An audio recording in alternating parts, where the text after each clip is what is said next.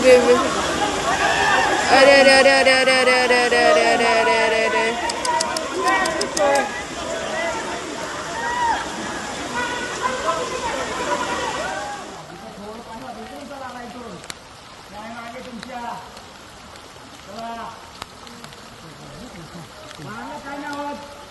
आणि डॉक्टर रस्सी पकडा पकडला नाही मागा तुम्हाला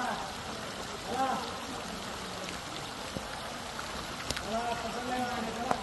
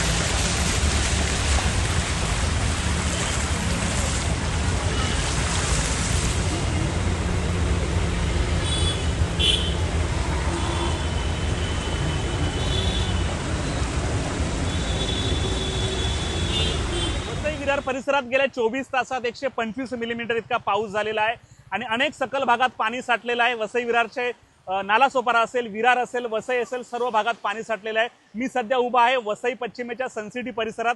आसपासचं जर पाहिलं तर आपल्याला वाटेल की एखादं धरण आहे किंवा एखादं तलाव आहे, परंतु हे असं काही नसून हा रोड आहे, सनसिटी गास रोड आहे आणि या इथे नालासोपारा आणि विरारला जाण्याचा हा रोड आहे। या रोडवर जर पाहिलं तर हा रोड संपूर्णपणे पाण्याखाली गेलेला आहे आणि याच्या पुढे एक गास गाव आहे, त्या गावात देखील जवळपास गुडघाभर पाणी आहे। तिथपर्यंत पोहोचणं सध्या जिकरीचं आहे।